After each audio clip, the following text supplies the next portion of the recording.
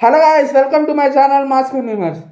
ఇవాళ నేను మన హీరోస్కే హీరో, స్టార్స్కే స్టార్, అందరికన్నా పెద్ద స్టార్ అయిన మన బాలయ్య ఈ సినిమా అయిన డాకు మహారాజుకి అయితే రివ్యూ పట్టుకొచ్చాను అనమాట. కొంచెం లేట్ అయింది, మీరు క్షమించాలి. కొంచెం సంక్రాంతి కదా, కొంచెం లేట్ అయిందనమాట.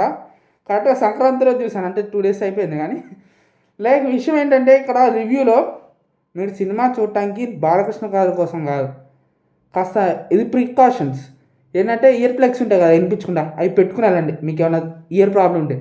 ఎందుకంటే తమను గుద్ది పడేశాడు అనమాట. అసలు ఆ మ్యూజిక్ ఏంటయ్యా బాబు. నిన్నే చూసాను నేను రిలీజ్ అయిన రోజు. వామో, ఒక థియేటర్లో స్పీకర్లు పేలిపోయినాయి అంట. మళ్ళీ ప్రీ రిలీజ్ ఈవెంట్లో స్పీకర్ కింద పడిపోయింది. అదేదో చిన్న విషయం, మామూలు పడింది అనుకున్నా. చూసే థియేటర్లో స్పీకర్లు పేలిపోయినాయంట, షో ఆపేశారంట. అసలు ఏంటి అదేంటి. ఇక్కడ బాబీ కొల్లి అయితే అసలు ఎలా పిక్చరైజేషన్ చేశాడంటే ఒక్కొక్క క్యారెక్టర్ యొక్క నేచర్ చాలా డిఫరెంట్గా యూనిక్గా రాశాడనమాట. ఇక్కడ బాబీ డీల్ ఉన్నాడు కదా, తన ఎమోషనల్ బ్యాక్గ్రౌండ్ చెప్పాడు మన బాబీ కొల్లి మొన్న ఇంటర్వ్యూలో కూడా. సందీప్ రెడ్డి వంగ యానిమల్ సినిమా ముందు ఆయన ఒక సూపర్ స్టార్. కొన్ని ఇయర్స్ నుంచి సినిమాలు లేవు, కూతురు పుట్టేటప్పటికి సినిమాలు లేవు. కూతురు పుట్టకముందు ఒక పెద్ద సూపర్ స్టార్. వాళ్ళ అమ్మ వర్క్ చేస్తుంది, వాళ్ళ నాన్న ఏం వర్క్ చేయకుండా రూమ్లో ఉన్నాడు. ఇంకా నాన్న పని చేయడా నాన్న అన్న మాటని చచ్చిపోవాలనిపించిందంట. అప్పుడే అవకాశం వచ్చింది యానిమల్కి. తను ప్రూవ్ చేసుకున్నాడు. మొన్న కంగువాకు వచ్చాడు, ఇప్పుడు డాకు మహారాజు కూడా. అసలు ఏమన్నా యాక్టింగా ఏంటి, ఇలా కూడా యాక్టింగ్ చేస్తారా అన్నట్టు చేశాడనమాట.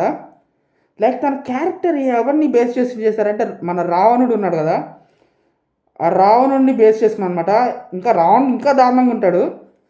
ఈయన చూస్తేనే ఒక సొంత మనిషిని కూడా చంపేసే అంత నేచర్తో కలిగిన వాడనమాట మన బాబీ డ్యూల్. సో అంత దారుణంగా కూడా మనుషులు ఉంటారా అని అయితే అనిపించింది. ఒక రాక్షసుడి క్యారెక్టర్ అది.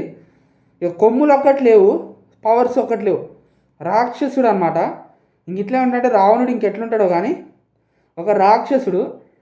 ఈ స్టోరీ అంతా మెయిన్ బేస్ ఏంటంటే ఆ పాప యాక్టింగ్ చూసి అసలు ఈ వయసులో కూడా ఇలా యాక్టింగ్ చేస్తారనేది అనిపించింది అనమాట. అసలు ఏమన్నా యాక్టింగ్ చేసిందా నాకైతే అసలు షాక్. అసలు ఆ యాక్టింగ్ ఏంట్రా నాయన, సూపర్ అనమాట. ఇంకోటి చెప్పాను కదా, ప్రికాషన్, ఇయర్ ప్లగ్స్ ఇంపార్టెంట్.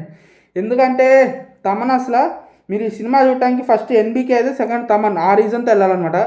ఒకవేళ మీరు ఇంకా ఈ సినిమా చూడకపోతే వెళ్ళి చూడండి. చూసుంటే ఎలా ఉందో కామెంట్ చేయండి. నాకైతే బొమ్మ బ్లాక్ బస్టర్ అనమాట.